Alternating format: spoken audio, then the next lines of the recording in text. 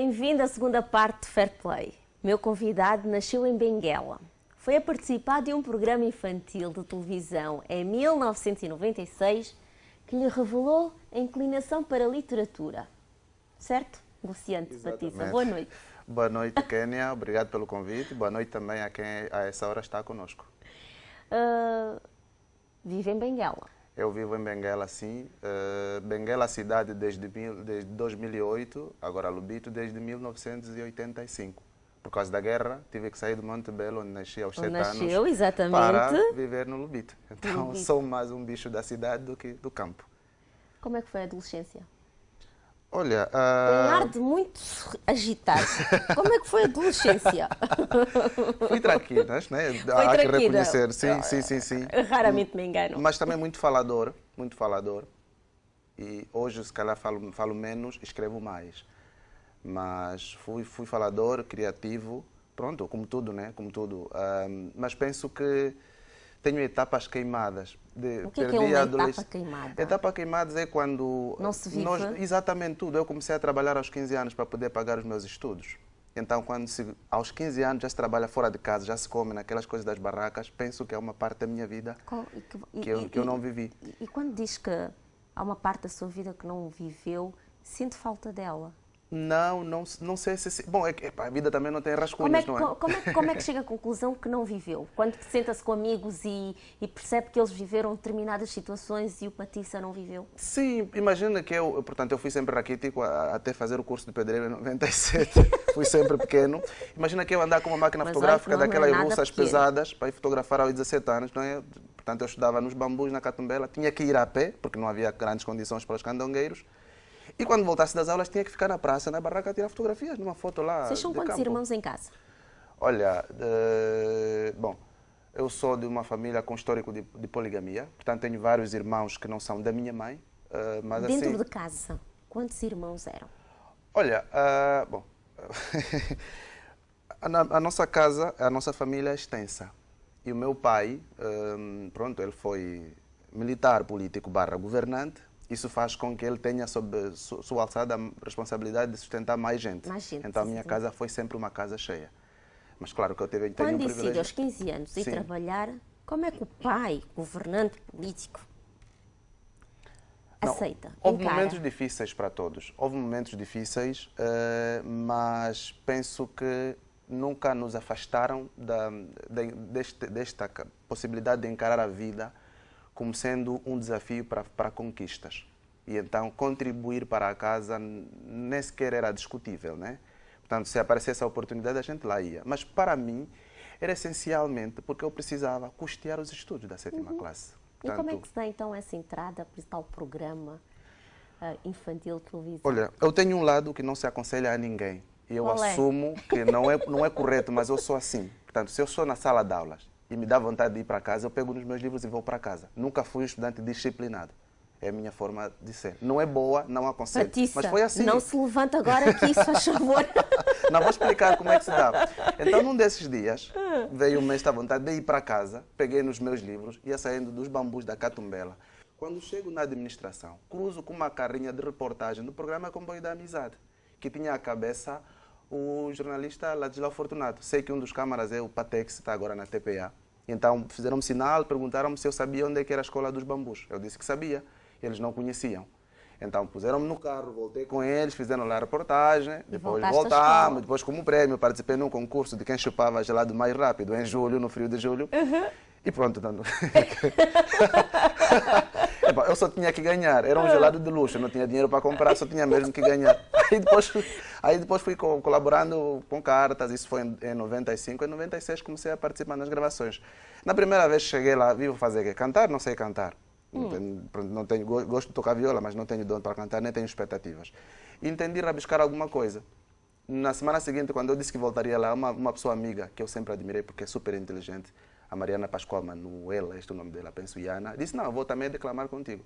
Então apresentamos esse poema, foi gravado. Lembra-se do poema? Mas não tinha grande força, era um desses programas, esse poema de... Mas ainda lembra-se do poema? Acho que o nosso comboio, o comboio da amizade, qualquer coisa assim, era enaltecer o programa. Mas pronto, eles tinham gostado e fui. De vez em quando aparecia como, pronto, cômico, fazer lá umas piadazinhas.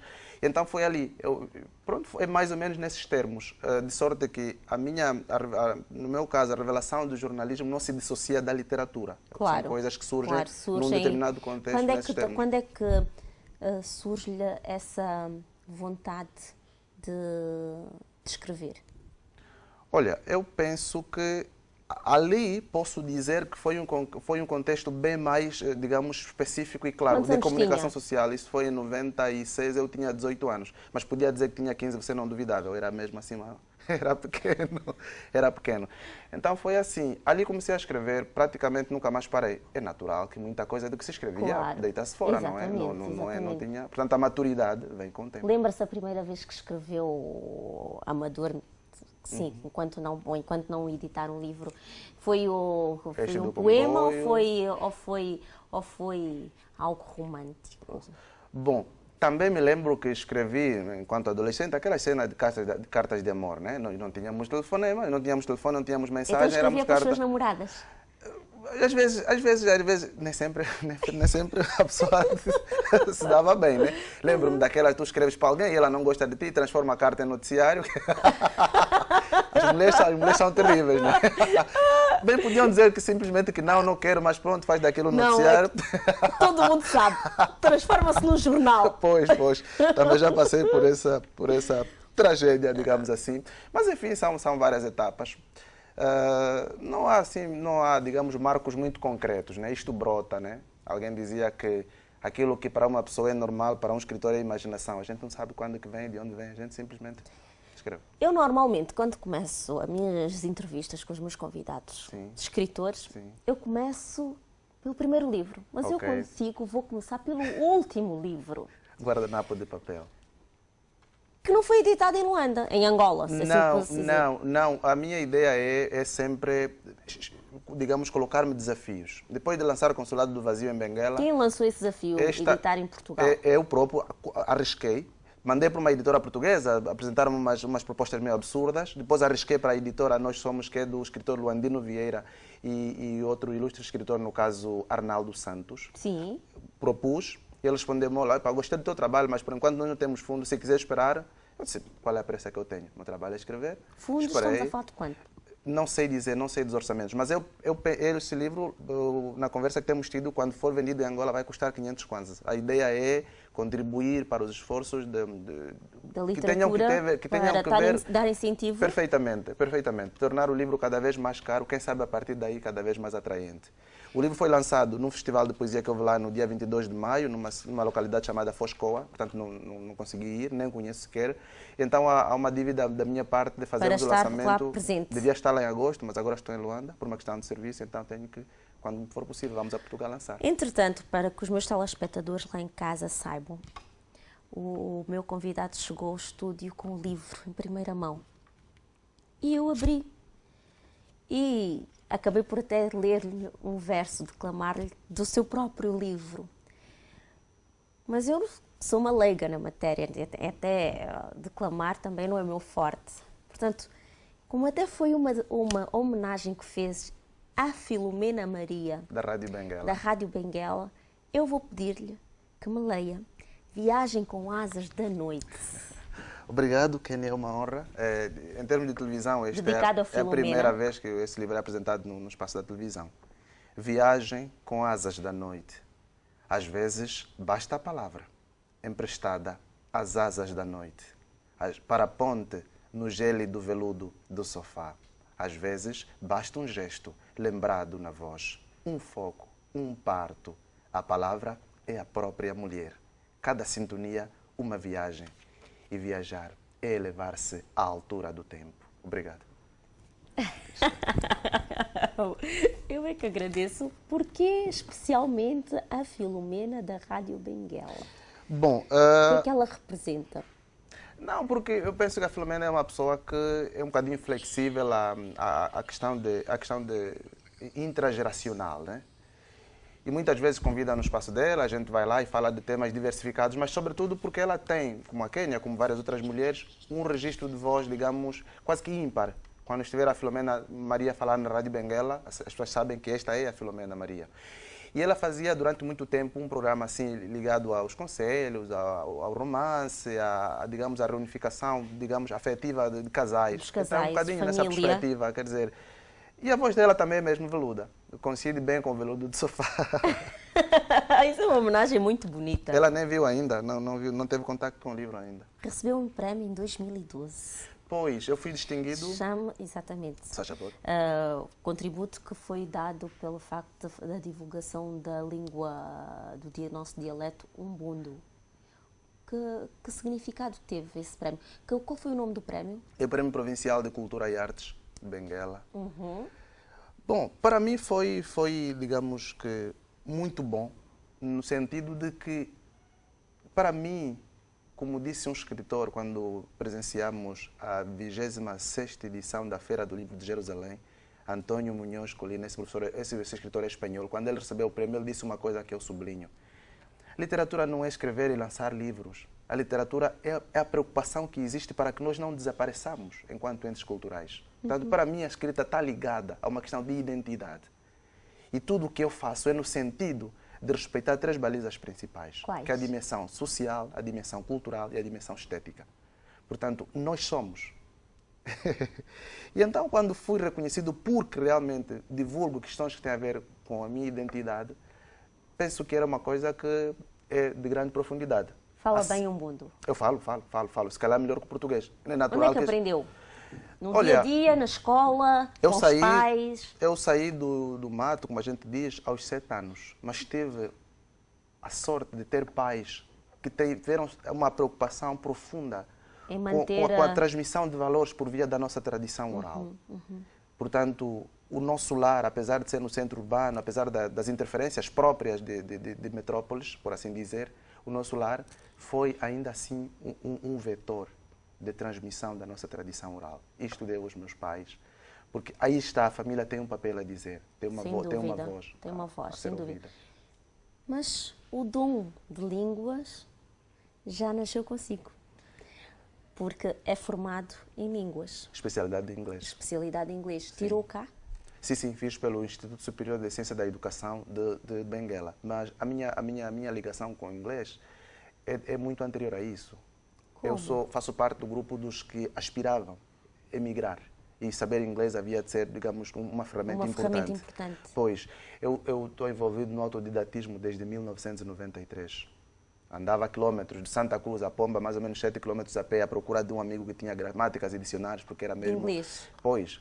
Mais tarde é que apareceu já a possibilidade de fazer cursos, mas era muito mais para, digamos, consolidar só por via do papel, né? Portanto, parabéns.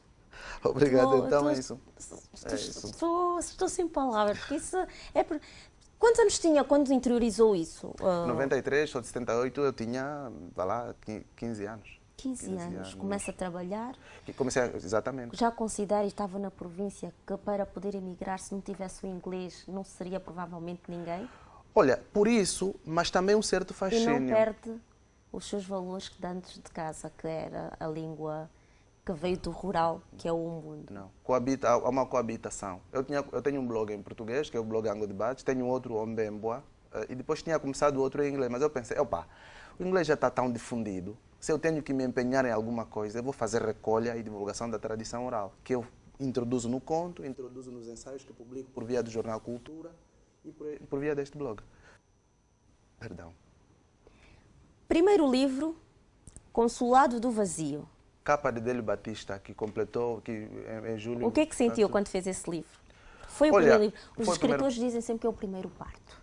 Foi o primeiro parto, mas eu acreditava que tinha algo mais forte na gaveta. Só que eu queria que saísse por uma editora maior, porque eu sabia que da editora que tirou o meu primeiro livro não podia ter grandes expectativas. E não teve? Não, o livro teve muito boa aceitação, mas é assim, em termos de espaço, de representatividade, uma editora localizada, digamos, fora de Luanda é um bocadinho complicada, em termos de, digamos, distribuição. Porque o nosso problema em Angola é a distribuição do livro. O que eu tenho dito é, se conseguíssemos levar 50 exemplares a cada uma das 18 províncias, teríamos 900 exemplares a circular. Nem isso temos. Portanto, avancei com a poesia, que era mais barata, porque assim, procurar patrocínio cansa. Resolvi trabalhar, acumular parte do meu salário até tirar esse livro. Mas sabia que havia uma coisa mais importante, que era o livro de contos a última ouvinte, como depois se veio a ver. Qual é que falou? O Este último aqui, ouvinte? há outro que está sobre a mesa, este ali. Eu, antes de mostrar isso, preciso fazer-lhe uma pergunta. Sim. Qual é o contributo que a União dos Escritores dá a vocês enquanto jovens? Olha, eu tenho uma oportunidade que muitos jovens não têm, por isso devo agradecer e isto é digamos, mais um marco para que eu me possa continuar a empenhar. Foi por causa deste livro que eu fui convidado. O último ouvinte. Foi por causa dessa proposta que eu fui convidado para ser membro da União dos Escritores Angolanos. O que é que sentiu? Uma alegria muito grande. Quem entrou, portanto, o livro saiu de Benguela numa quinta-feira, através do escritor Abreu Pache. Na terça-feira estava a ligar uma voz assim aguda. Alô, eu Patrícia, eu dizia assim. Olha, aqui fala Adriano Botelho de Vasconcelos. Eu disse, pronto, é hoje, vou para a cadeia. Vou para a cadeia. O Adriano ligou para si. Ele disse, olha, eu recebi a tua proposta, eu li no fim de semana e nós vamos publicar o livro. Epá, claro que eu acreditava na força do livro, mas é assim, quando as coisas começam a acontecer, epá, não vou dizer como as missas dizem, eu não contava, mas não contava que fosse eu tão acho que cedo. quando nós dedicamos-nos muito a um trabalho, temos lá no fundo uma esperança de ter algum prestígio, alguma condecoração para aquilo que a gente faz. Mas somos autodidatas também, de certa medida, não podemos, digamos, partir com tantas certezas, né? Fica sempre uma margem de erro. E então, foi assim. Do que se trata esse livro? Esse livro são contos numa alternância cidade-campus. Perdão, cidade-campo. Eu tenho essa dupla vivência. Apesar de ter vivido no interior só até os 7 anos, o interior veio conosco no sentido positivo do termo. E então os contos são assim, são cidade-campo, são alternados. Aí depois houve aquele processo de recrutamento de novos membros, portanto ligaram para mim, procuraram saber se eu estava interessado. Claro que estou interessado. E a União dos Escritores Angolanos, para mim, tem sido uma estrutura soberana no sentido de grau de importância, por abrir portas, por ter esse papel de editora e, sobretudo, porque... Acompanhamento aos Acompanhamento, quer no tempo do confrade Botelho de Vasconcelos, quer agora com o confrade Carmo Neto. Enfim, vou tendo a oportunidade de aprender, sobretudo, porque assim, aquilo no fundo é uma grande confraria. Esse tempo que estou aqui, já estive com o escritor João Tala, fomos a Catete, comer cacuço.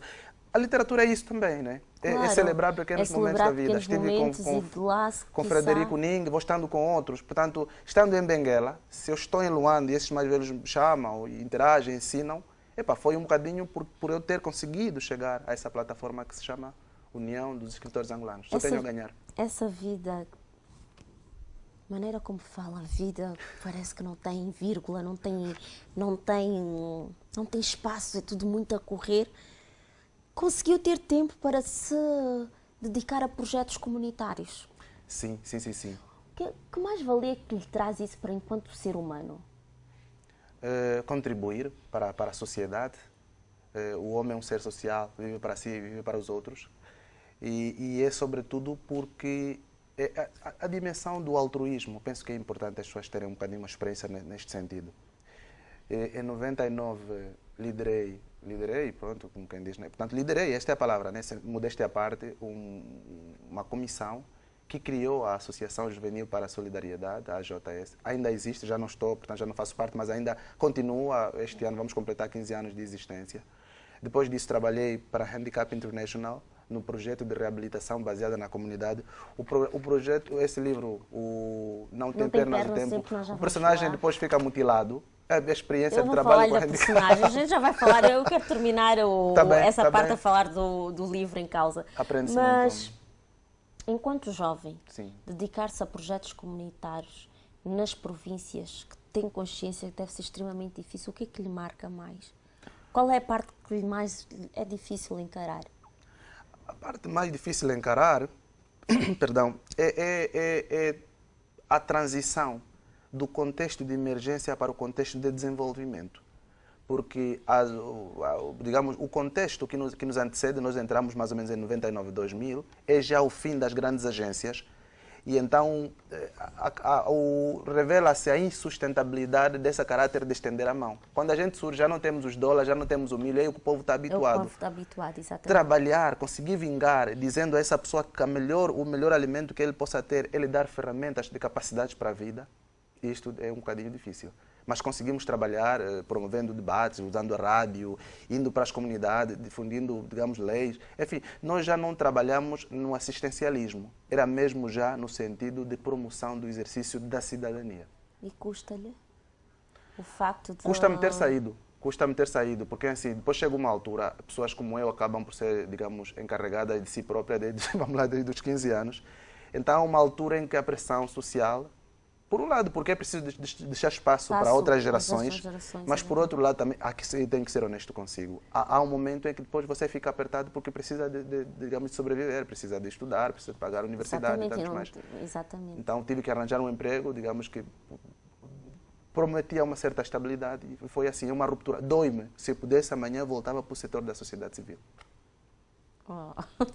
Agora fiquei até sem palavras, Patrícia. Entretanto, em 2013, lança o livro que eu tive o cuidado de ler. Obrigado, obrigado. Não me agradeça porque não li até o fim. Não, mas não se deve cobrar assim também. Eu vi... Tem que haver prazer. O coitado do Mantoio. Mantoio era um desgraçado. Que o livro inicia precisamente...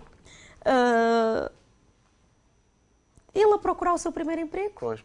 Então, e o primeiro emprego dele foi logo numa casa funerária, não é? Exatamente. Trata de óbitos. E depois recebe uma carta. E coitado do senhor, que nunca teve intenção de molestar ninguém. E eu não li o livro até o fim. Sim. Mas a cada passagem que eu li, o que me transmitiu é que esse Mantoio era a pessoa mais humilde que existia à face da terra. Bom. Onde ele era um coração tão bom que tudo que lhe chegasse à mesa ele engolia e achava que era possível.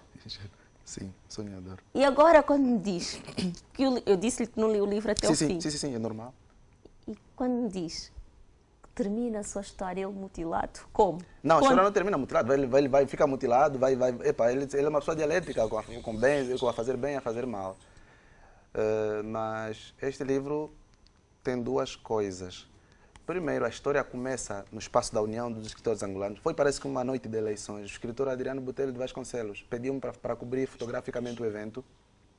E então eu faço fotografia a umas flores. Mas como era noite, o fundo ficou tão escuro que eu disse, isso aqui tem aspecto fúnebre. E surgiu-me pateticamente a ideia associada à minha frustração de nunca ter conseguido entrevistar um profissional funerário. Nós tínhamos no quadro da AJS um programa de rádio chamado Viver para Vencer.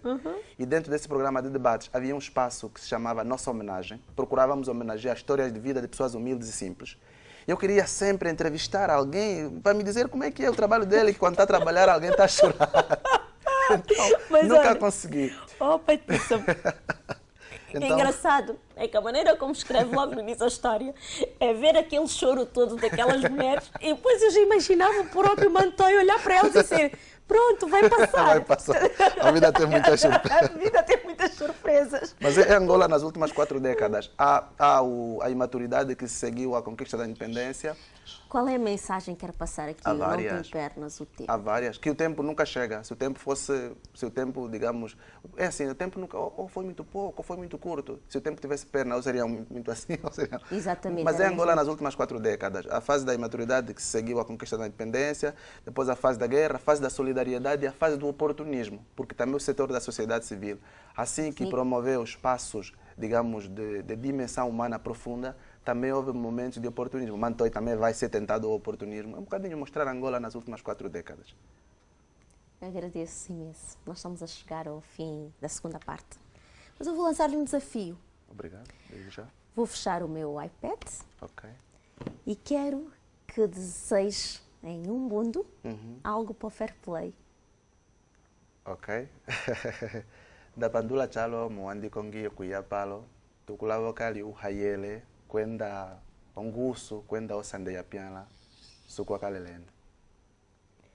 Eu não vou pedir para traduzir, vai-me traduzir depois. O que eu vou dizer é muito obrigada, Patrícia. Muito obrigada mesmo por ter terminado o Fair Play com uma língua nacional. Obrigado eu pelo convite e tudo bom para vocês. Chegamos ao fim de mais um Fair Play. Obrigada pela sua companhia. Caso queira rever esta entrevista, pode vê-la no nosso site www.tvzimpo.com. Boa semana de trabalho, boa noite.